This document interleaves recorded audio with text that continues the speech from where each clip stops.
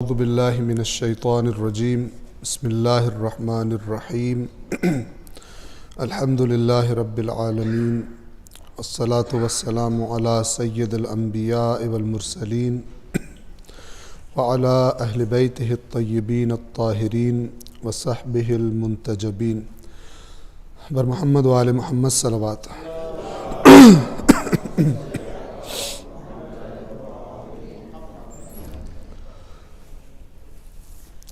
درس کے آغاز سے پہلے آپ تمام مومنین مومنات کی خدمت میں رسول اللہ صلی اللہ علیہ وآلہ وسلم کی اس دنیا میں تشریف آوری کے ان ایام کو تبریک اور تہنیت عرض کرتا ہوں،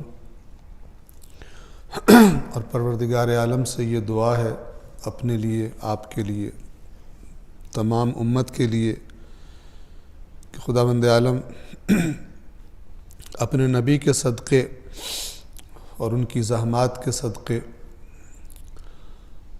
اس امت پر اپنی خصوصی رحمت فرمائے، اور جو عزت اور افتخار اور اتحاد کا راستہ ایک عرصے سے یہ امت ترک کر چکی ہے، قرآنی راستے کو ترک کر چکی ہے، رسول کے دکھائے ہوئے راستے کو ترک کر چکی ہے یہ امت، اس راستے پر واپس آنے کی عقل اور شعور اللہ اس امت کو عطا فرمائے۔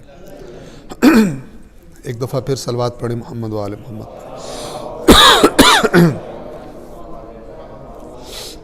گزشتہ درس میں سورۃ البقرہ کی آیت نمبر 6 اور 7 آپ کی خدمت میں عرض کی تھی کہ جو کفر کے معنی پر مشتمل تھی، اور ہم نے آپ کو آپ کی خدمت میں کفر کا معنی بیان کیا تھا، اور اس کے ساتھ ساتھ یہ عرض کیا تھا کہ دلوں پر اور سماعتوں پر مہر لگ جانا اور آنکھوں پر پردہ پڑ جانا، اس کا کیا مطلب ہے؟ اور اگرچہ الفاظ کے ظاہر سے یہی لگتا ہے کہ اللہ نے ایسا کیا ہے، لیکن حقیقت یہ ہے کہ اس قانون کا بنانے والا اللہ ہے، جس کے نتیجے میں انسان کے دل پر مہر لگ جاتی ہے۔ اس طرف جانے والا انسان خود ہوتا ہے، اس راستے کو انسان اپنے اختیار سے انتخاب کرتا ہے، لیکن قانون اللہ نے بنایا ہے کہ جو اس راستے کو اختیار کرے گا اس کا نتیجہ آخر میں یہ ہوگا۔ تو انسان راستے کا، اس بات کو یاد رکھیے گا، انسان کو اللہ نے راستہ منتخب کرنے کا اختیار دیا ہے، نتیجے کا اختیار نہیں دیا۔ نتیجہ وہی ہوگا جو اللہ نے اس راستے کا مقرر کیا ہے۔ اگر برا نتیجے، برے نتائج والا راستہ اپنایا ہے انسان نے، برے راستے پر چلے اور پھر دعائیں مانگے کہ نتیجہ اچھا نکلے، ایسا نہیں ہو سکتا۔ اور اسی طرح جو اچھے راستے پر چلے گا اس کا نتیجہ بھی ان اللہ لا یضیع اجر المحسنین، اللہ اچھے کام کرنے والوں کا اجر یقیناً ضائع نہیں کرتا، اس کے پاس محفوظ ہوتا ہے، چاہے دنیا میں بظاہر نتیجہ نہ بھی نکلے، دنیا میں بظاہر شکست سے دوچار ہو جائیں۔ بہترین مثال کربلا کا واقعہ ہے۔ اگر کربلا کو دنیا کی آنکھ سے دیکھا جائے تو بہت ہی غلط نتیجہ نکلا۔ امام، ان کی اولاد، ان کے اصحاب شہید ہو گئے، اور ان کے اہل بیت کو بھی بہت زیادہ مشکلات اور مصیبتوں کا سامنا کرنا پڑا دنیا کی آنکھ سے۔ لیکن اگر اللہ کے عطا کیے ہوئے نور ہدایت کی نگاہ سے دیکھا جائے تو بات وہی ہے کہ جو جناب زینب کبریٰ سلام اللہ علیہا نے اس لعین کے دربار میں فرمائی تھی، جب اس نے طعنہ دیا اور یہ کہا کہ اللہ نے تمہارے ساتھ یہ کیا ہے اور تم نے کیسا پایا اس کام کو جو اللہ نے تمہارے ساتھ کیا، تو بی بی نے جواب دیا ما رأیت الا جمیلا، میں نے جو کچھ دیکھا ہے وہ اللہ کے بہترین احسان کے سوا اور کچھ بھی نہیں دیکھا۔ دیکھنے والی آنکھ، توجہ فرمائیے، دیکھنے والی آنکھ اگر ظاہر بین ہو اور نور ہدایت قرآن سے خالی ہو تو پھر وہ جیسے ابھی اگلی آیات میں آ رہا ہے کہ منافق جس کے دل میں ایمان نہیں ہے وہ اپنے آپ کو بڑا سمجھدار اور چالاک اور مومنوں کو بے وقوف اور کم عقل اور احمق سمجھتا ہے، کہ انشاءاللہ ہم اس کی طرف آتے ہیں۔ تو کفر کا معنی بیان ہوا تھا، دلوں پر مہر لگ جانے کا معنی بیان ہوا تھا آیت نمبر 7 تک۔ آیت نمبر 8 سے ہم آج آغاز کر رہے ہیں۔ فرمایا وَمِنَ النَّاسِ مَن يَقُولُ آمَنَّا بِاللَّهِ وَبِالْيَوْمِ الْآخِرِ وَمَا هُمْ بِمُؤْمِنِينَ، اور لوگوں میں سے کچھ ایسے ہیں کہ جو کہتے ہیں ہم ایمان لے آئے اللہ پر اور یوم آخر پر، یعنی قیامت پر کہتے ہیں، لیکن اللہ تعالیٰ خود کیا گواہی دے رہا ہے؟ وَمَا هُمْ بِمُؤْمِنِينَ، یہ مومن نہیں ہے۔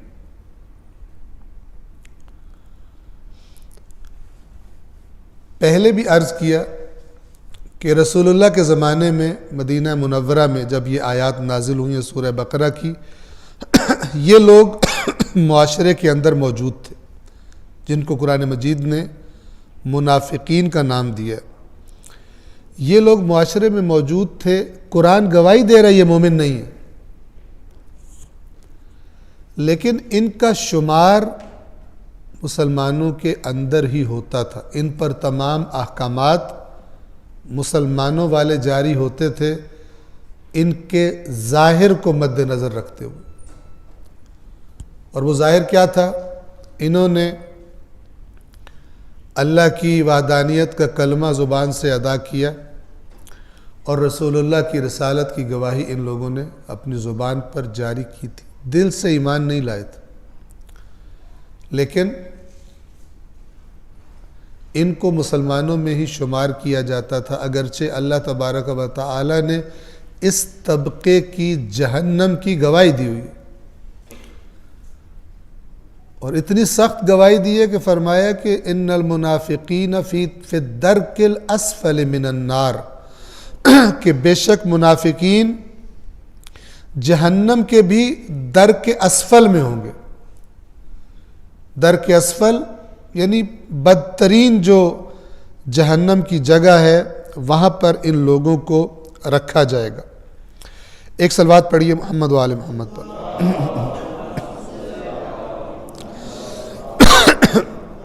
میں نے گزشتہ درس میں آپ کو عرض کیا تھا کہ ایک حدیث آپ کو بیان کرنی ہے۔ یہ کتاب اصول کافی، کتاب الایمان والکفر، اور اس کا ایک باب ہے باب فی ان الایمان مبثوث لجوارح البدن کلہا۔ اس موضوع پر یہ باب ہے کہ ایمان، جسے ہم ایمان کہتے ہیں، وہ انسان کے بدن کے تمام جوارح میں تقسیم ہے۔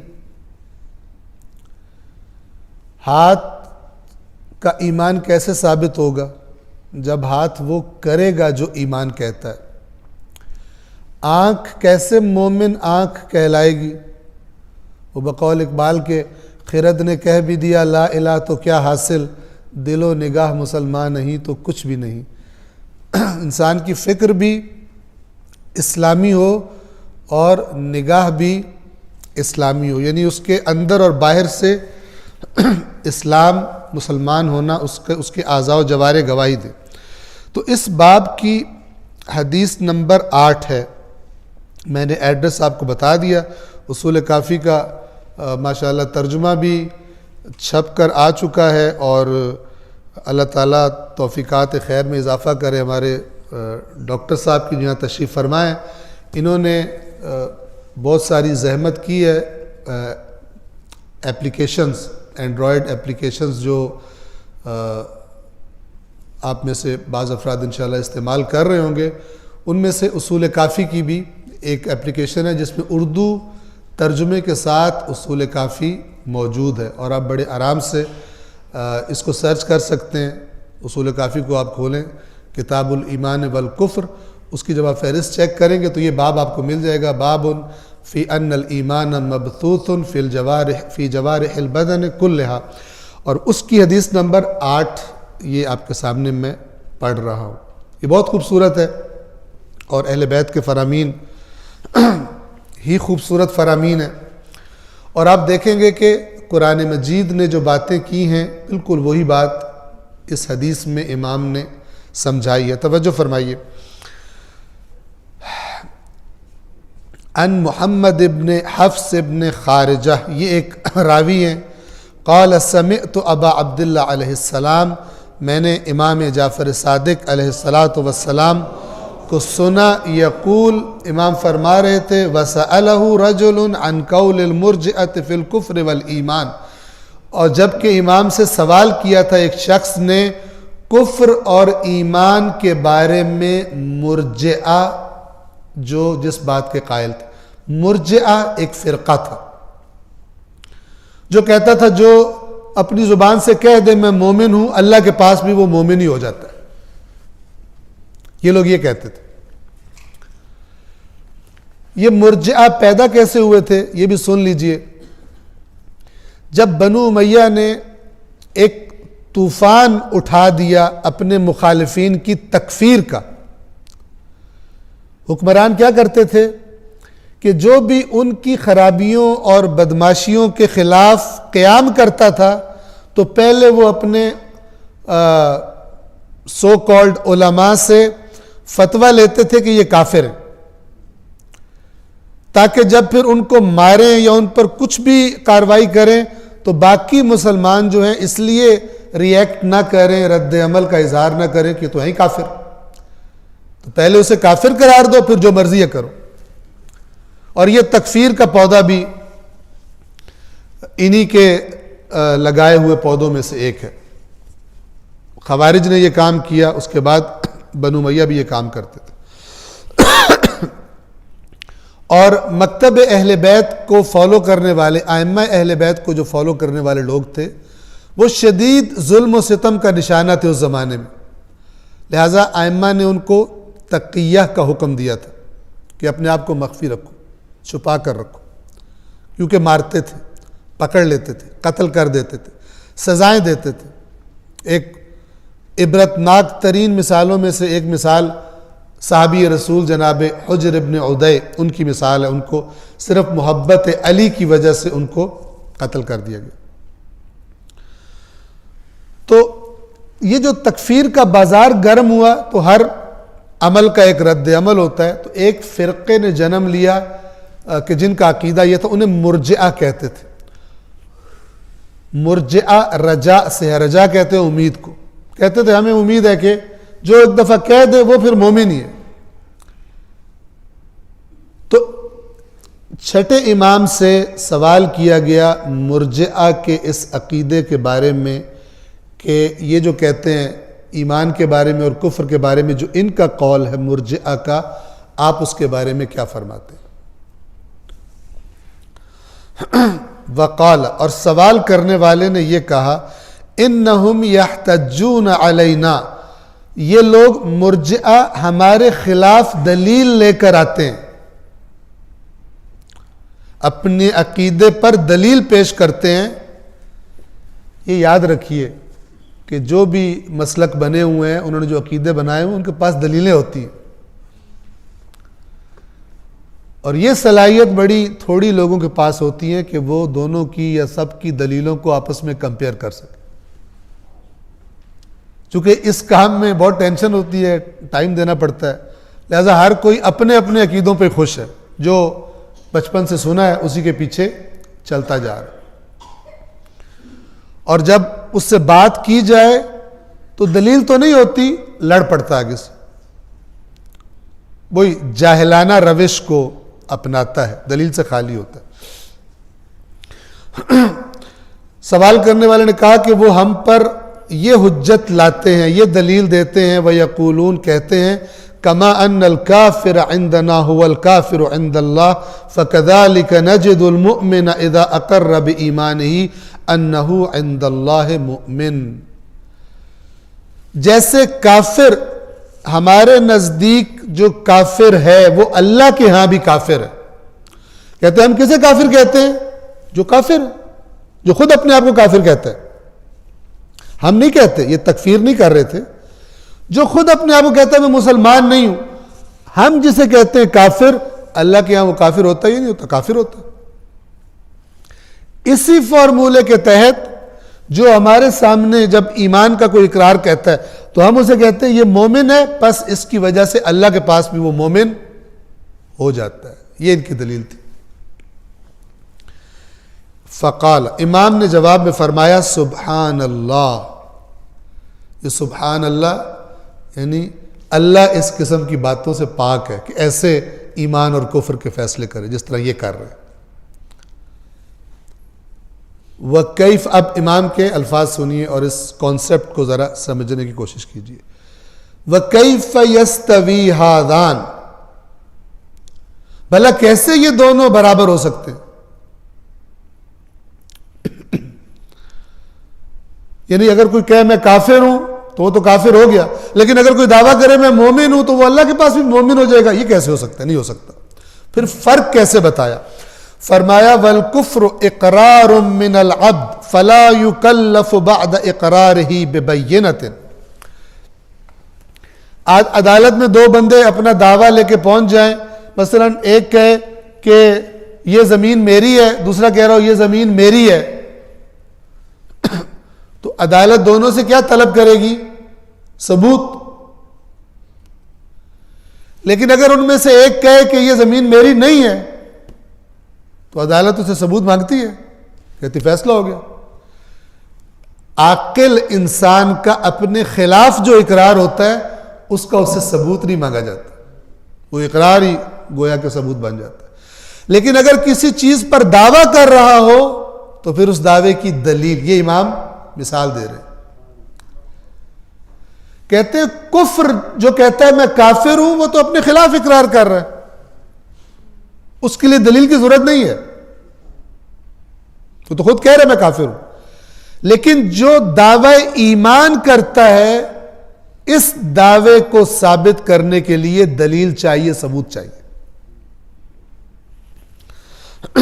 توجہ سے سنیے گا، والکفر اقرار من العبد، کفر بندے کی طرف سے ایک اقرار ہوتا ہے، دعویٰ نہیں ہوتا، اقرار ہوتا ہے۔ فلا يكلف بعد اقرارہ ببینۃ،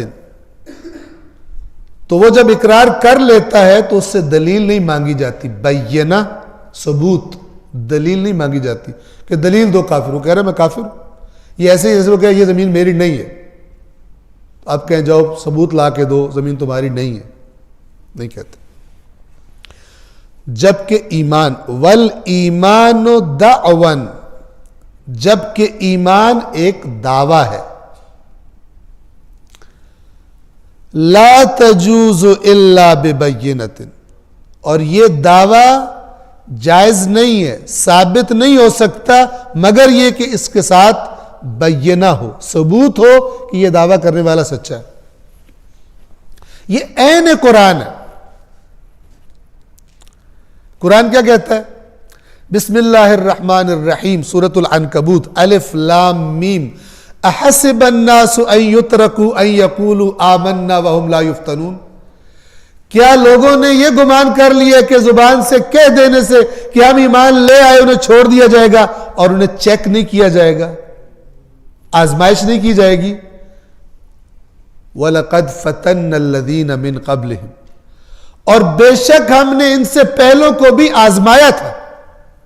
کیوں آزمایا تھا اور انہیں کیوں آزمائیں گے؟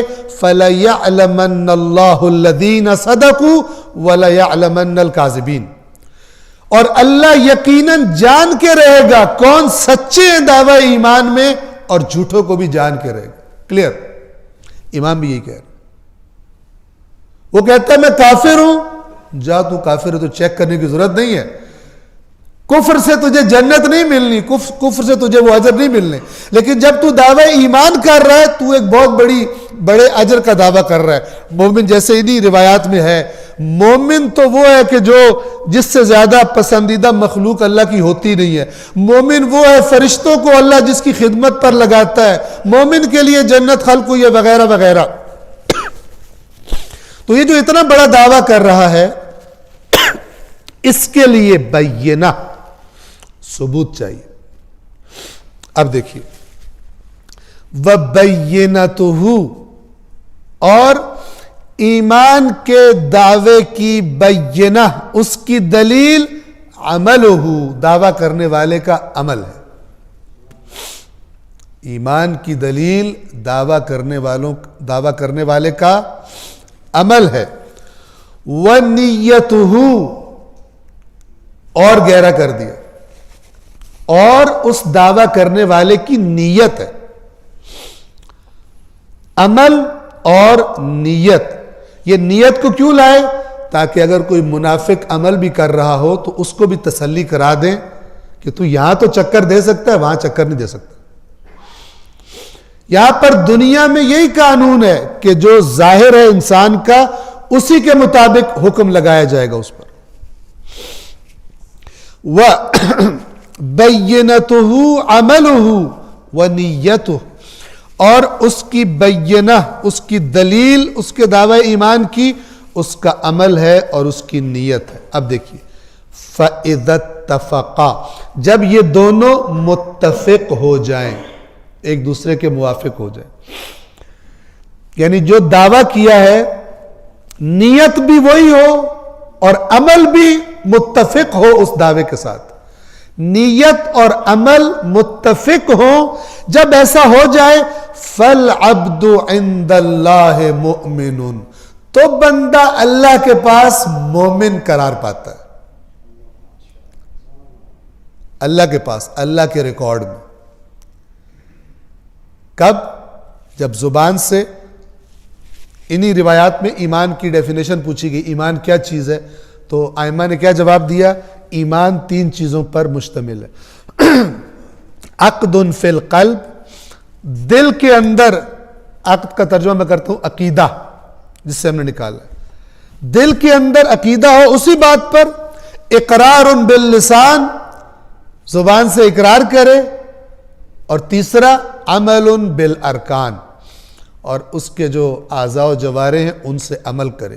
یہ 3 چیزیں ملتی ہیں تو ایمان بنتا ہے. اب دیکھیے,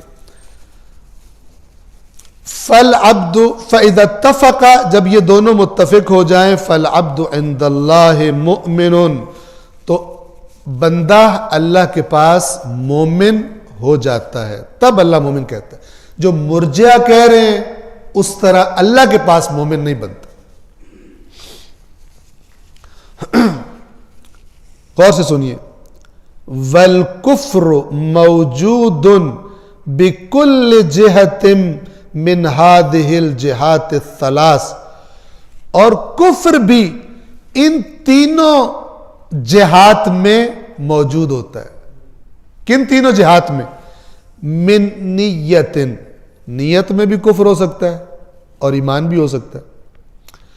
او قول, قول میں بھی, نیت کا جو آپ کی اندر نیت ہے انسان کی وہ ایمان کی بھی ہو سکتی ہے, کفر کی بھی ہو سکتی ہے.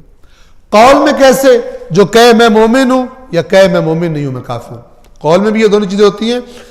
او عمل, اور تیسری کون سی چیز ہے؟ عمل. عمل میں بھی ایمان بھی ہوتا ہے اور عمل میں کفر بھی ہوتا ہے. اس کی دلیل بھی قرآنی ہے. سب سے پہلے کیا فرمایا اللہ نے؟ غالباً مجھ سے ہمیشہ یہ نمبر مکس اپ ہو جاتا ہے, 32 ہے یا 33 ہے یا 31 ہے, سورہ آل عمران کی آیت. قل اطیعوا اللہ والرسول, اے رسول کہیے اللہ اور رسول کی اطاعت کرو. فَإِن تَوَلَّوْا فَإِنَّ اللَّهَ لَا يُحِبُّ الْكَافِرِينَ, اگر یہ اطاعت والے مسئلے سے پھر جائیں، تیری اطاعت نہ کرے، اللہ اور رسول کی اطاعت نہ کرے، تو ان کو بتا دو کہ یقیناً اللہ کافروں کو پسند نہیں کرتا۔ اب یہ اطاعت کے مد مقابل کفر ہے، امام یہ فرما رہے کفر اور ایمان نیت میں بھی ہوتا ہے، قول میں بھی ہوتا ہے اور عمل میں بھی ہوتا ہے۔ اب فرماتے ہیں وَالْأَحْكَامُ تَجْرِي عَلَى الْقَوْلِ وَالْعَمَلِ، اور احکام کس بنا پر جاری کیے جاتے ہیں؟ قول اور عمل کو دیکھ کر، یعنی ایک انسان دوسرے انسان کی کیا کیا چیز دیکھ سکتا ہے؟ اس کے قول کو دیکھ سکتا ہے اور اس کے عمل کو دیکھ سکتا ہے، اس کی نیت کو نہیں دیکھ سکتا۔ نیت وہ اللہ کو پتہ ہے، علیم بذات الصدور، اس کو پتہ ہے۔ نحن اقرب الیہ من حبل ولقد خلقنا الانسان، بے شک ہم نے انسان کو خلق کیا، وَنَعْلَمُ مَا تُوَسْوِسُ بِهِ نَفْسُهُ، اور ہمیں علم ہوتا ہے کہ کیسے اس کا نفس اسے وسوسہ کر رہا ہے، اسے پتہ ہے کیا نیت ہے اندر۔ وَنَحْنُ أَقْرَبُ إِلَيْهِ مِنْ حَبْلِ الْوَرِيدِ، اور ہم شاہرگ جان سے بھی بندے کے، انسان کے زیادہ نزدیک ہے، تو وہ وہی جانتا ہے۔ لہذا اس کی بنا پر احکام دنیا میں نہیں لگائے جائیں گے، کوئی تیری نیت کا مجھے پتہ ہے، تیری نیت میں فطور ہے، نہ۔ اس کی سب سے بڑی مثال رسول اللہ کے زمانے کے مدینے کے اندر رہنے والے منافق، جن کے کفر کی گواہی قرآن نے دی ہوئی ہے۔ اب دیکھیے وَالْأَحْكَامُ تَجْرِي عَلَى الْقَوْلِ وَالْعَمَلِ، اور احکام قول اور عمل پر جاری ہوتے ہیں۔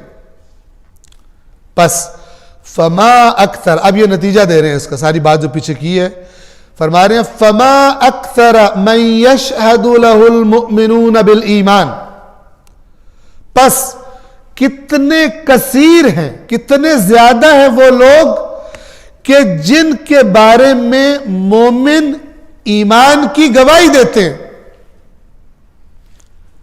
جب مومنوں سے پوچھا جائے کہ فلان بندہ مومن ہے، کہتے ہیں مومن، ہم گواہی دے رہے ہیں۔ وَيَجْرِي عَلَيْهِ أَحْكَامُ الْمُؤْمِنِينَ، اور مومنین اس پر احکام بھی مومنوں والے ہی جاری کرتے ہیں۔ غور سے سنیے، وَهُوَ عِنْدَ اللَّهِ كَافِرٌ، جبکہ وہ بندہ جس کے ایمان کی مومن گواہی دے رہے ہیں اور جس پر مومن کے احکام جاری کر رہے ہیں، اللہ کے پاس وہ بندہ کون ہے؟ کافر۔ وَهُوَ عِنْدَ اللَّهِ كَافِرٌ، اللہ کے پاس وہ کافر ہے۔ تو پھر اگر اللہ کے پاس وہ کافر ہے تو پھر یہ جو کہہ رہے ہیں مومن، یہ کہاں گئے؟ یہ غلط کر رہے ہیں؟ فرمایا نہیں، وَقَدْ أَصَابَ مَنْ أَجْرَى عَلَيْهِ أَحْكَامُ الْمُؤْمِنِينَ بِظَاهِرِ قَوْلِهِ وَعَمَلِهِ، اور یقیناً اس نے بالکل ٹھیک کیا ہے، کوئی غلط کام نہیں کیا جس نے اس پر مومنین کے احکام جاری کیے ہیں۔ کیوں؟ اس کے قول اور عمل کے ظاہر کو دیکھ کر بالکل ٹھیک کیا، اس کو وہی کرنا ہے، لیکن یہ خوش نہ ہو کہ میں اوپر بھی مومن بن گیا۔ تو کہا فرمایا کہ مرجئہ کا قول صحیح نہیں، ایمان دعویٰ ہے، اس کی دلیل چاہیے۔ یہ اہل بیت کا جو فرمان ہے وہ عین قرآن ہے۔ قرآن چکر بازی سے مومن نہیں بننے دیتا، دو نمبریوں سے مومن نہیں بننے دیتا، اس کے لیے دلیل دینی پڑتی ہے۔ اللہ کی عدالت میں، اللہ کے محضر میں دلیل ہوتا ہے انسان کا عمل، اس کے دل کے اندر کیا ہے، چکر بھی نہ دے رہا ہو، اوپر سے نیکی کا تظاہر کر رہا ہے لیکن اندر سے کوئی اور نیت اور ہدف رکھتا ہے، تو اس کی عدالت میں دلیل جب ہوگی پوری، تب بندہ اس کے ہاں مومن لکھا جائے گا۔ مومنین کے معاشرے میں مومن کیا دیکھ سکتا ہے دوسرے انسانوں کا؟ قول دیکھ سکتا ہے، عمل دیکھ سکتا ہے، اسی کی بنیاد پہ وہ کہہ دیتا ہے مومن۔ البتہ ہم نے اس سے ذرا ایکسیڈ کر لیا، ہم کہتے ہیں کہ جو ہمارے مسلک میں پیدا ہوا وہی مومن ہے، ٹھیک ہے نا، اور ہم نہیں، سبھی تقریباً۔ اس کے لیے بھی قول اور عمل دونوں چاہیے. لیکن اللہ کے ہاں مومن بننے کے لیے نیت، قول اور عمل، یہ 3 چیزیں انسان کو اللہ کے ہاں مومن بناتی. صلوات پڑھیں محمد و آل محمد.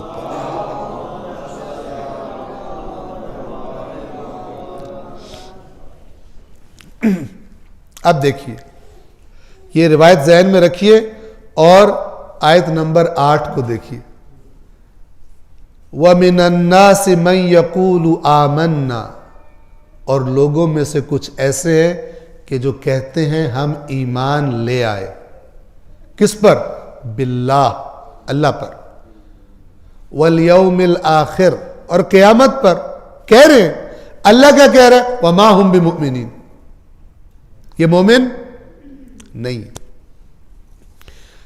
تو پھر یہ کیا کر رہے ہیں؟ یخادعون اللہ والذین آمنوا، یہ اللہ اور ان لوگوں کو جو ایمان لے آئے ہیں ان کو چکر دینے کے چکر میں. یخادعون، خدعہ کہتے ہیں دھوکے کو. جنگ صفین میں خدعہ کیا گیا تھا، خدعہ جنگی، نیزوں پہ قرآن میں کیا ہے اس سے کنسرن نہیں تھا، لیکن وہ جو ہار نظر آ رہی تھی اس سے بچنے کے لیے قرآن کی آڑ میں دھوکہ دیا گیا. بعض جو بے معرفت لوگ تھے، اگرچہ ظاہری متدین تھے، اس دھوکے میں آ گئے. خدعہ، یخادعون اللہ، یہ اللہ کو دھوکہ دینے کی کوشش کر رہے ہیں. والذین آمنوا، اور ایمان والوں کو. وما یخدعون الا انفسهم، جبکہ کسی کو دھوکہ نہیں دے رہے سوائے اپنے آپ. اللہ کو کون دھوکہ دے سکتا؟ وما یشعرون، اس بات کا شعور نہیں رکھتے. اگر انہیں اللہ پر ایمان ہوتا تو کبھی یہ حرکت نہ کرتے، کیونکہ اللہ پر ایمان انہیں بتا دیتا کہ وہ تو دل کے حال جانتا ہے. چونکہ یہ ایمان نہیں رکھتے لہذا یہ اپنے آپ کو بڑا اوور کلیور، بہت ہی زیادہ سمارٹ سمجھ رہے ہیں کہ رسول اور مومنین ان کو ہم اوپر سے باتیں کر کے دھوکہ دے لیں. وما یشعرون، اس بات کا شعور نہیں رکھتے. فی قلوبہم مرض، آیت نمبر 10. فی قلوبہم مرض، ان کے دلوں میں مرض ہے، بیماری ہے. فزادہم اللہ مرضا، تو اللہ نے بھی ان کے اس مرض کو زیادہ کر دیا. یہ پھر قانون کی طرف اشارہ ہے. انسانی بدن کی آپ مثال لیں، جب انسان کا بدن بیمار ہوتا ہے تو اس کا علاج کروانا ہوتا ہے. اگر علاج نہیں کروائے گا تو بیماری بڑھے گی. یہ قانون کس نے بنایا؟ اسی نے بنایا جس نے یہ ساری کائنات اور اس کے سارے قانون بنائے. واضح ہے؟ تو اب جیسے میں نے آپ کو پہلے مثال دی تھی پودے کو پانی دینے والی، اگر پانی نہ دیا جائے وہ مرجھائے گا، پھر نہ دیا جائے، مسلسل پانی نہ دیا جائے، ایک وقت آئے گا ڈیڈ ہو جائے گا. اس کی وہ مرجھاہٹ بڑھتی رہے گی، کمزوری اس کی بڑھتی رہے گی، ایک موقع پہ ڈیڈ ہو جائے گا. یہاں پہ اللہ تعالیٰ کہہ رہے ہیں ان کے دلوں میں مرض ہے، اور اللہ نے مرض بڑھا دیا ہے کیونکہ قانون اللہ نے بنایا ہوا. ایک بندہ، ہم عام طور پہ اپنے معاشرے میں یہ الفاظ یوز کرتے ہیں. ہمارے سامنے ایک بندہ اچھا بھلا صحت مند، وہ نشے پہ لگ گیا، اس نے مثلا ایسا نشہ کرنا شروع کر دیا جو آہستہ آہستہ اس کو کھاتا جا رہا ہے، اور بالآخر وہ بندہ دنیا سے چلا جاتا ہے اپنی اسی حرکت کی وجہ سے. ہم کیا جملہ بولتے ہیں؟ اللہ کو یہی منظور تھا، اللہ کو یہی منظور تھا. اس جملے کا مطلب یہ نہیں ہوتا اللہ کو یہی منظور تھا ورنہ وہ بیچارہ تو بے قصور تھا، ایسا تو نہیں ہوتا۔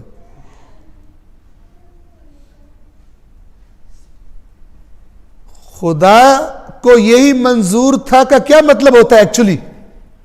در حقیقت اس جملے کا اصل مطلب یہ ہوتا ہے کہ جو راستہ اس نے چنا تھا اس کا یہی نتیجہ اللہ کو منظور تھا۔ جو راستہ اس نے چنا تھا اپنے چلنے کے لیے اس کا ازل سے یہی نتیجہ اللہ کا منظور نظر تھا، اللہ نے یہی نتیجہ رکھا تھا اس کا۔ اور اگر وہ خود اپنے غلط انتخاب سے ادھر نہ جاتا تو پھر نتیجہ بھی یہ نہ نکلتا جو اب نکلا ہے۔ اس بات کو سمجھو۔ تو یہ جو اللہ ان کو کہہ رہا ہے فی قلوبہم مرض، یہ جو منافقت ہے، چکر بازی کا یہ مرض ہے ان کے اندر۔ اور یاد رکھیے قرآن میں فی قلوبہم سے مراد وہ مرکز ہے، قلب کی جمع قلوب ہوتی ہے، انسان کے وجود کے اندر وہ مرکز، سادہ لفظوں میں کہہ رہا ہوں، جہاں عقل رہتی ہے، جہاں انفارمیشن جمع ہوتی ہے باہر کی دنیا کی، جہاں ڈیسیجن لیتا ہے انسان، اس مرکز کو کہتے ہیں۔ تو اللہ کہہ رہا ہے وہاں ان کے پرابلم ہے، وہاں خرابی ہے، وہاں بیماری ہے، اور وہ بیماری منافقت کی، دھوکہ دینے کی، چکر دینے کی۔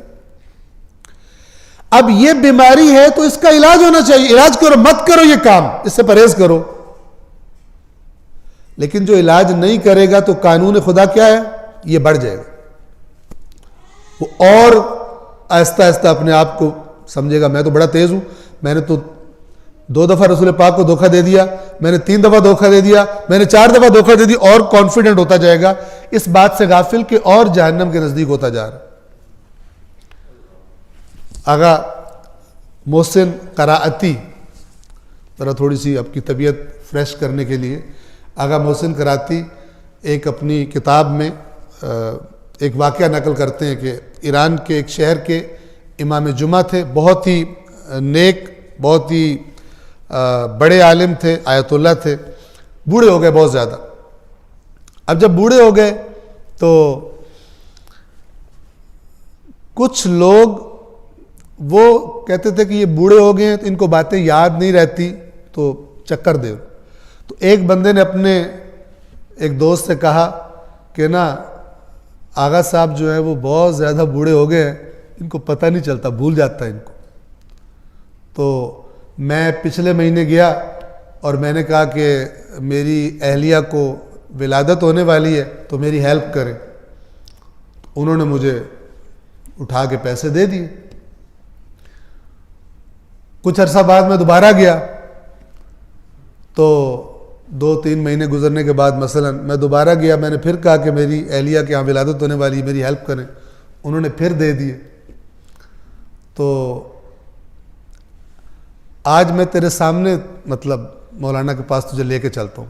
تو اپنے دوست کو لے کے گیا، لائن میں کھڑے ہو گئے جو آغا صاحب سے بات کر رہے تھے۔ تو آغا صاحب واقعاً کمزور تھے، یعنی تکیہ لگا کے لیٹے ہوتے تھے۔ تو اس بندے نے گیا، سلام کیا، انہوں نے پوچھا کیا حال ہے تمہارے، ٹھیک ہو؟ اس نے کہا جی آغا صاحب بالکل ٹھیک ہوں، بس ایک پرابلم ہے، آپ سے ہیلپ چاہیے۔ انہوں نے کہا کیا ہیلپ چاہیے؟ تو اس نے کہا کہ جی مجھے میری اہلیہ کے یہاں ولادت ہونے والی ہے تو آپ پلیز میری ہیلپ کر دیں۔ تو آغا صاحب نے حسب معمول اپنا جو باکس تھا یا جو بھی تھا ادھر ڈالا، کچھ رقم نکالی اور اس کے ہاتھ میں پکڑائی، اور ساتھ اسے کہتے ہیں کہ ایک بات بھی میں سن لو میری، قریب ہو کر۔ وہ قریب ہوا تو اگر اس سے کہا کہ اپنی بیوی کی قدر کرو جو 1 سال میں 3 دفعہ اولاد پیدا کرتی ہے، اپنی اس بیوی کی قدر کرو ورنہ تو ایسا نہیں ہو سکتا، لیکن تمہاری بیوی ماشاءاللہ سال میں 3۔ تو بعض دفعہ جو دیکھنے والا ہے وہ کسی مصلحت کی وجہ سے دے دیتا ہے، لیکن اگلا سمجھتا ہے میں بڑا چلاک ہوں، اس کو پتہ ہی نہیں چلتا۔ رسول اللہ بھی ایسے ہی تھے اور مومن بھی ایسا ہی ہوتا ہے۔ حدیث میں اتقو فراست المؤمن، مومن کی تیزی سے بچو، مومن کی ہوشیاری، اس کو پتہ ہوتا ہے لیکن وہ تجاہل کرتا ہے، گویا کہ اس کو اللہ نے یہ کہا ہوا۔ قرآن میں رسول پاک سے کہا گیا لا تزال تطلع علی خائنۃ منہم، مسلسل ہر روز ہر وقت آپ کو ان کی خیانتوں کی اطلاع ملتی ہے، فاعف عنہم واصفح، ان کو معاف کر دیں اور صرف نظر کریں گویا آپ نے دیکھا ہی نہیں۔ تو مومنین بھی ظاہر سیرت رسول حجت ہے، سب سے بڑی چیز ہے، لیکن منافق کیا سمجھتا ہے میں بڑا تیز ہوں، تو پھر کئی مقامات پر اللہ تبارک و تعالی ان کو ذلیل بھی کروا دیتا تھا جب ان کے پلانز خداوند عالم وحی کے ذریعے رسول اللہ کو بتا دیا کرتا۔ صلوات پڑھیے محمد و آل محمد۔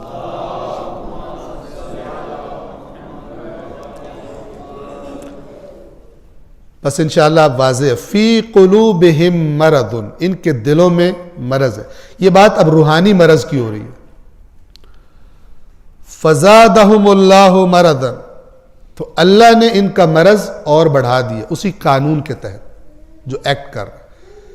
ان قوانین کو اللہ نے قرآن میں اپنی سنتیں کہا ہے، وَلَن تَجِدَ لِسُنَّتِ اللَّهِ تَبْدِيلًا، اے رسول کبھی بھی تو اللہ کی سنت میں تبدیلی نہیں پائے گا۔ وَلَن تَجِدَ لِسُنَّتِ اللَّهِ تَحْوِيلًا، نہ تبدیل پائے گا نہ تحویل پائے گا۔ تبدیل اور تحویل میں کیا فرق ہے؟ تبدیل ایک چیز کو ہٹا کر دوسری چیز کو اس کی جگہ رکھ دینا، یہ تبدیلی ہے۔ تحویل کسے کہتے ہیں؟ چیز وہی ہے لیکن اس کے اندر کچھ رد و بدل کر دینا۔ اللہ کی سنت میں اے رسول کبھی بھی نہ آپ تبدیل پائیں گے نہ تحویل پائیں گے، یہ اٹل ہے، یہ نہیں ٹل سکتے۔ یہ قانون مشخص ہیں ازل سے، قد خلت من قبلکم سنن، اے مسلمانوں تم سے پہلے بھی اللہ کی گزشتہ اقوام میں یہی سنتیں گزری ہیں۔ فسیروا فی الارض فانظروا کیف کان عاقبۃ المکذبین، تو زمین میں چل پھر کے دیکھ لو جھٹلانے والوں کا انجام کیسا ہوا، یعنی تم نے اگر کیا تمہارے ساتھ بھی ویسے ہی ہونا ہے۔ اگر یہودی حضرت موسیٰ کی اصل تعلیمات کو ترک کر دیں، ویسے بے شک موسیٰ کے نعرے مارتے رہیں، اگر یہودی تورات کی حقیقی تعلیمات کو ترک کر دیں ویسے تورات کو چومتے چاٹتے رہیں، اللہ تعالیٰ ان پر ذلت اور رسوائی دے مارتا ہے۔ اور آج مسلمانوں کی بھی یہی حالت ہے، مسلمانوں کی بھی یہی حالت۔ وہ معزز تھے زمانے میں مسلمان ہو کر اور تم خار ہوئے تارک قرآن ہو کر، تم نے چھوڑا اس قرآن کو، مہجور کیا اس قرآن کو، اس کا نتیجہ قرآن مجید آپ پڑھے پوری تحریک ہے، ایک ایسی تحریک جس کو اللہ خود کمانڈ کر رہا ہے، یہ کرو یہ نہیں کرو، ابھی صبر کرنا ہے، اب جہاد کرنا ہے، اب جو میدان سے بھاگا سیدھا جہنم میں پھینکوں، اللہ خود کمانڈ کر رہا ہے اس کو۔ یہ قرآن والا پریکٹیکل دین کہاں، اور ایک کونے میں بیٹھ کر مسلح پھاڑنے والا دین کہاں۔ یہ مسلح پھاڑنے سے میری کیا مراد ہے؟ مسلح ہی پھاڑتا ہے، بد دعائیں کرتا ہے، ورد ہی کرتا ہے، میدان عمل میں نہیں ہے، میدان عمل میں دکھائی نہیں دیتا، جبکہ اللہ نے عزت اور افتخار کا وعدہ عمل پر کیا ہے، گھر بیٹھ کے پلاننگ اور بد دعاؤں اور وظیفوں سے نہیں کیا اللہ نے وعدہ۔ ورنہ رسول پاک کے، میں بار بار کہا کرتا ہوں کہ رسول پاک کی دعا سے زیادہ کسی کی دعا میں طاقت نہیں ہے، اور رسول پاک اگر کوئی وظیفہ کریں تو ان سے زیادہ کسی کے وظیفے میں طاقت نہیں ہے، لیکن اللہ کے رسول کو بھی اللہ نے کہا میدان میں جانا ہے، میدان میں جانا ہے، جنگ کرنی ہے، بھوک برداشت کرنی ہے، پیاس برداشت کرنی ہے، زخم برداشت کرنے ہیں، اپنے ساتھی قتل کروانے پڑیں گے، تب وہ وعدہ پورا ہوگا۔ امام حسین بھی میدان میں جاتے ہیں، مولا علی بھی میدان میں جاتے ہیں، شیر خدا کہلاتے ہیں اس لیے کہ میدان میں جاتے ہیں۔ اب میں گھر بیٹھ کے شیر خدا کی تسبیح پڑھتا رہوں، علی شیر خدا علی شیر خدا، اور باہر کوئی مسئلہ ہو جائے میری حالت چوہے جیسی ہو، تو یہ ورد وظیفہ مجھے فائدہ، تو علی بھی کہیں گے اے ایمان والوں وہ کیوں کہتے ہو جو کرتے نہیں، جو قرآن کہتا ہے، وہی مولا علی بھی کہیں گے۔ صلوات پڑھیے محمد و آل محمد۔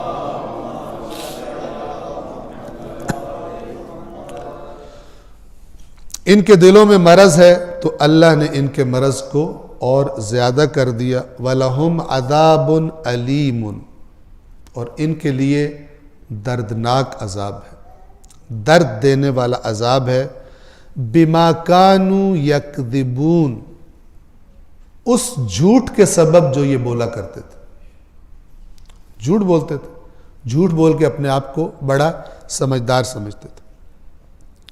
آیت نمبر 11، وَإِذَا قِيلَ لَهُمْ لَا تُفْسِدُوا فِي الْأَرْضِ قَالُوا إِنَّمَا نَحْنُ مُصْلِحُونَ، اور جب ان سے کہا جاتا ہے کہ زمین میں فساد نہ کرو تو کہتے ہیں ہم تو بس اصلاح کرنے والے، ہم اور فسادی، ہم پر الزام لگا رہے ہو۔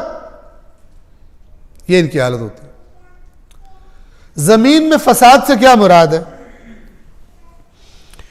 جب زمین، معاشرہ، ماحول اس طرح ہو جائے جس طرح خدا چاہتا ہے، یہ اصلاح ہے۔ اور جب بھی کچھ ایسا ہو جو خدا نہیں چاہتا، یہ فساد ہے۔ فساد یہ نہیں ہے کہ دو بندوں کو جا کے لڑوا دو صرف تب فساد ہوتا۔ جب بھی کوئی خدا کی نافرمانی کرتا ہے وہ فساد کرتا ہے، اور اصلاح کیا ہے؟ فساد کو دور کرنا۔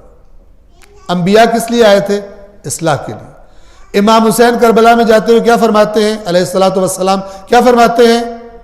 انما خرجت لطلب الاصلاح فی امت جدی۔ انبیاء کیا فرماتے ہیں؟ ان اردت الا الاصلاح ما استطعت وما توفیقی الا باللہ۔ میرا اور کچھ بھی ارادہ نہیں ہے۔ قوم نے جب جھوٹے الزام لگائے، بلیمز لگائے، تو کیا کہا حضرت شعیب نے؟ میرا کچھ ارادہ نہیں ہے سوائے اصلاح کے، جتنی میرے اندر طاقت ہے میں وہ اتنی اصلاح کروں گا۔ ظاہر طاقت سے بڑھ کے تو اللہ ذمہ داری ڈالتا بھی نہیں۔ جتنی میرے اندر استطاعت ہے، میرا ارادہ ہے کہ میں صرف اصلاح کروں، اور میری توفیق کچھ بھی نہیں ہے سوائے وہ جو اللہ دیتا ہے مجھے۔ وما توفیقی الا باللہ، اللہ کے ذریعے، اللہ جو مجھے توفیق دیتا ہے۔ صلوات پڑھیں محمد و آل محمد۔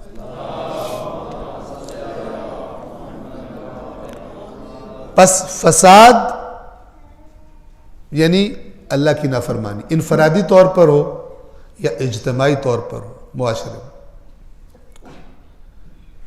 منافق کیا کرتے تھے؟ بہت سارے کام کرتے تھے۔ کبھی عام سادہ مومنوں کو، نئے ایمان لانے والوں کو، ان کو شکوک و شبہات ڈالتے رہتے تھے۔ کبھی جب رسول اللہ انفاق کی دعوت دیتے، جنگ کا موقع آ جاتا یا غرباء مساکین کی مدد کا موقع ہوتا، رسول اللہ کہتے کہ لاؤ اللہ کے راستے میں خرچ کرو، قرآن بھرا پڑا اس سے۔ تو یہ کیا کرتے تھے؟ اور اس پر اللہ نے جو بات شدت سے کی ہوئی ہے، قرآن میں ایسی بات نہیں ملتی۔ سورہ توبہ میں ہے کہ یہ آپ کو کیا بتا رہا ہوں، یہ کس کو قرآن کہہ رہا ہے کہ ان سے کہا جاتا ہے فساد مت کرو۔ جب ان سے کہا جاتا ہے فساد نہ کرو، کہتے ہیں ہم تو اصلاح کر رہے ہیں۔ یہ کیا کیا حرکتیں کرتے تھے؟ ایک حرکت کیا تھی؟ مثلا غزوہ تبوک کے لیے جب جانا تھا تو رسول اللہ نے لوگوں سے کہا کہ ہیلپ کرو، جس کے پاس جو کچھ ہے ہیلپ کر سکتا ہے جتنی کرے میری۔ تو اب ہیلپ کرنے والوں میں سے کچھ لوگ وہ تھے کہ جنہوں نے اپنی حیثیت سے بڑھ کر دے دیا۔ ان کو دیکھ کے کیا کہتے تھے؟ یہ یہاں سے فارغ ہے، روٹی کہاں سے کھائے گا؟ کچھ سوچ لیا کرو۔ ٹھیک ہے ہم بھی تو مسلمان ہیں، ہم پاگل ہیں؟ تو جو جذبہ ایمانی کی وجہ سے، چونکہ موقع بڑا کریٹیکل تھا، زندگی موت والا معاملہ تھا غزوہ تبوک میں، تو بعض جگہیں ایسی ہوتی ہیں جہاں انسان جان بھی دے دے تو بنتا ہے، نارمل حالات نہیں ہوتے۔ تو جو زیادہ دے رہے تھے ان کا مذاق اڑاتے تھے، اور کچھ لوگ ایسے تھے جن کے پاس کچھ بھی نہیں تھا،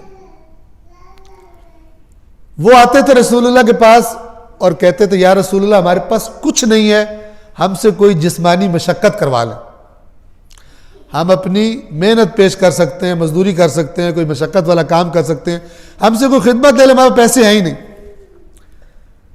اور کچھ لوگ وہ تھے کہ جن کے پاس بہت کم تھا، اتنا کم کہ اگر کوئی دے تو ہنسی آ جائے، منافق کو البتہ، مومن کو نہیں.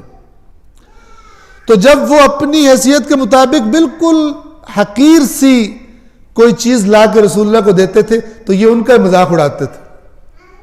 اپنے لفظوں میں بتا رہا ہوں، اپنے تصور سے، کہ وہ جب دے کے واپس آ رہا ہے تو یہ طنز کر کہتے تھے یہ بھی اسلام پر احسان کر کے آ گیا. مثلا 2 روپے دے کر اور یہ سمجھ رہا ہے میں نے بڑا کمال کر دی. یہ انفاق کرنے والے مختلف طبقات کا مذاق اڑاتے تھے. آپ دیکھیں کہ اللہ نے قرآن میں ان کو کیا کہا ہے. خدا نے فرمایا اے رسول آپ ان کے لیے اگر مجھ سے معافی مانگے ان کو میں معاف کروں. ان کے لیے اگر آپ طلب مغفرت کریں کوئی فرق نہیں پڑے گا. رحمت للعالمین اگر ان کے لیے مغفرت طلب کرے، کیا فرمایا؟ سواء علیہم استغفرت لہم ام لم تستغفر لہم.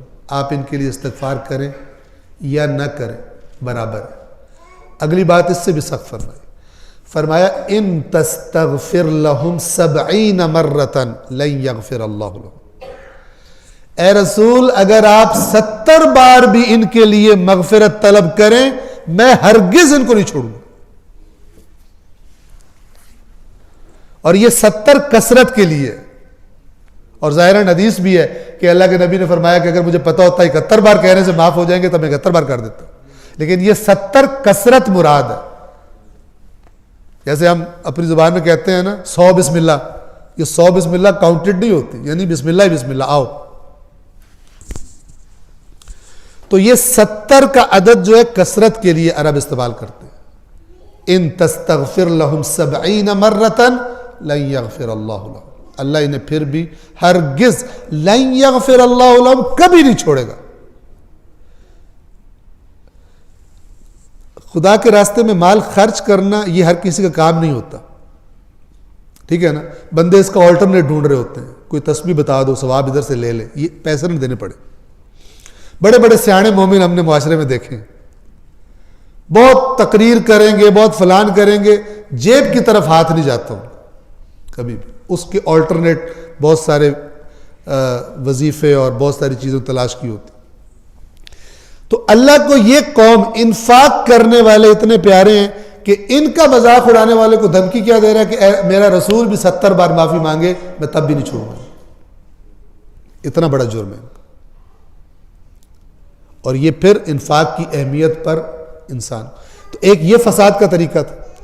اور ایک فساد کیا ہوتا تھا، این جنگ کے موقع پر بہانہ بنا کے کہتے تھے ہم تو رس جاتے تھے، یعنی رسنے کی ایکٹنگ کرتے تھے. ہماری تو بات ہی نہیں مانی، ہماری بات ہی کوئی نہیں سنتا.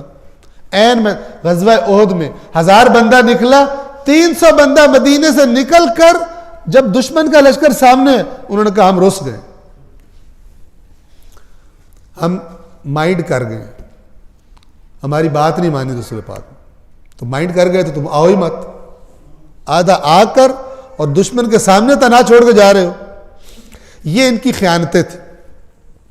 اب جب ایسی حرکتوں پر تھے مکار،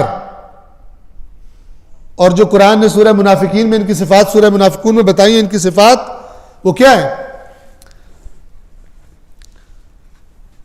کہ جب آپ ان کو دیکھتے ہیں یعجبک قولہم، آپ کو جب آپ ان کی باتیں سنتے ہیں آپ ان کی باتوں میں جذب ہوتے ہیں، کہتے مطلب امپریس ہو جاتے ہیں، کیا زبردست طریقہ ہے بات کرنے کا.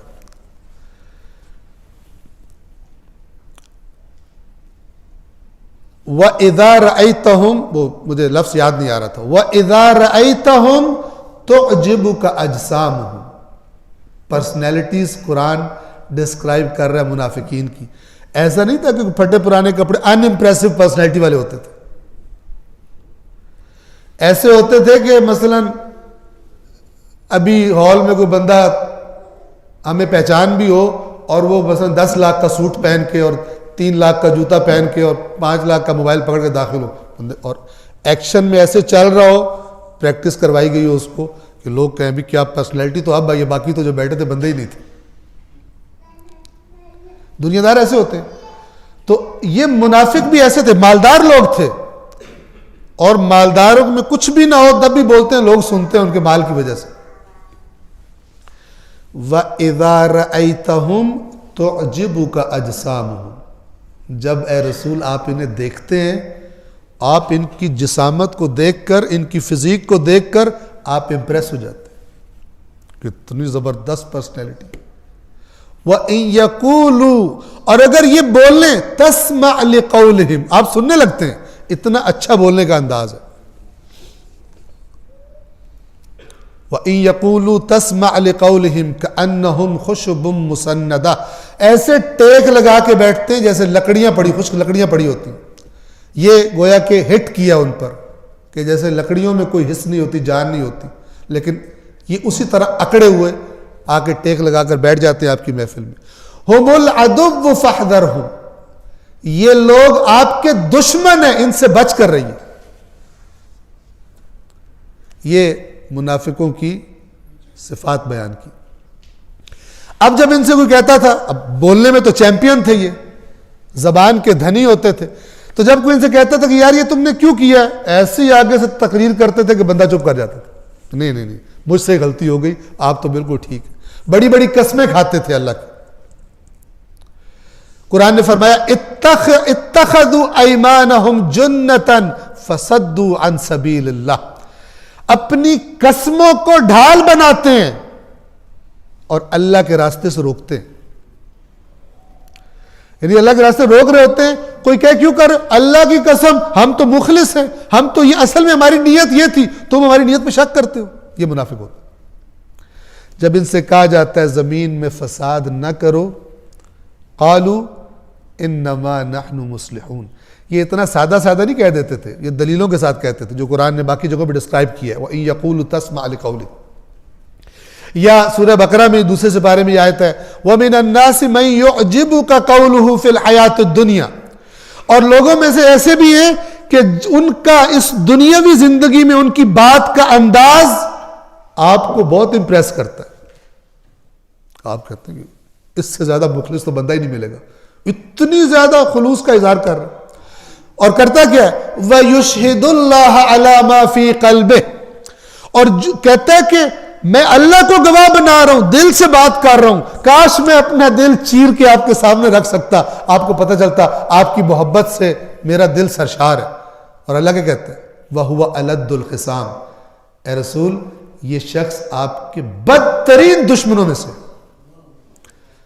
لیکن اپنے آپ کو پیش ایسے کرتا ہے کہ آپ بھی امپریس ہو جاتے ہیں. وَمِنَ النَّاسِ مَن يُعْجِبُكَ قَوْلُهُ فِي الْحَيَاةِ الدُّنْيَا وَيُشْهِدُ اللَّهَ، اللہ کو گواہ بناتا ہے عَلَى مَا فِي قَلْبِهِ، جو اس کے قلب میں، اس پر کہتا ہے اللہ گواہ ہے میرے دل میں یہی بات ہے، میں زبان سے نہیں کر رہا. وَهُوَ أَلَدُّ الْخِصَامِ، اور تیرے دشمنوں میں سے بدترین، جھگڑالو ترین یہی دشمن ہے تیرا. اب آپ سوچیں اللہ جو ان کو ڈسکرائب کر رہا ہے، بتا رہا ہے، یہ کتنے خطرناک لوگ تھے. یہ نہیں کہ بظاہر منافقوں والی حرکتیں کرتے تھے، بظاہر ان کو دیکھ کے بندہ امپریس ہو جاتا تھا. اتنی پرسنالٹی، اتنا باتیں ایسی کرتے تھے کہ دوسروں کو اتنی باتیں کرنی نہیں آتی تھی. اب اندازہ لگائیں یہ کیسے کہتے ہوں گے انما نحن مصلحون، ہم تو اصلاح کرنے والے، تمہیں حیا نہیں آتی ہم پہ الزام لگاتے، ہم مسلمان نہیں ہیں، تمہارے سرخاب کے پر لگے ہوں. الٹا چور کوتوال کو ڈانٹے. باتیں کرنے کے یہ بہت زیادہ تیز تھے. اور آج کے لیے آخری آیت نمبر 12، الا خبردار انہم ہم المفسدون، اللہ بتا رہا. الا، یہ الا کا جو حرف ہوتا ہے یہ خبردار ہو جاؤ، آگاہ ہو جاؤ، ہوشیار ہو جاؤ.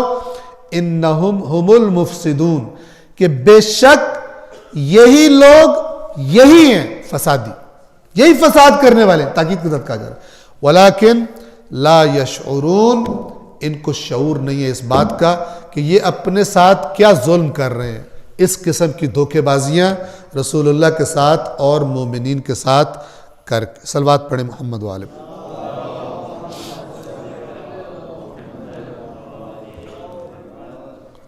سوال اگر کوئی کرنا چاہیں تو آج کا درس تمام ہے۔ ایک مرتبہ پھر صلوات پڑھیں محمد وآل محمد۔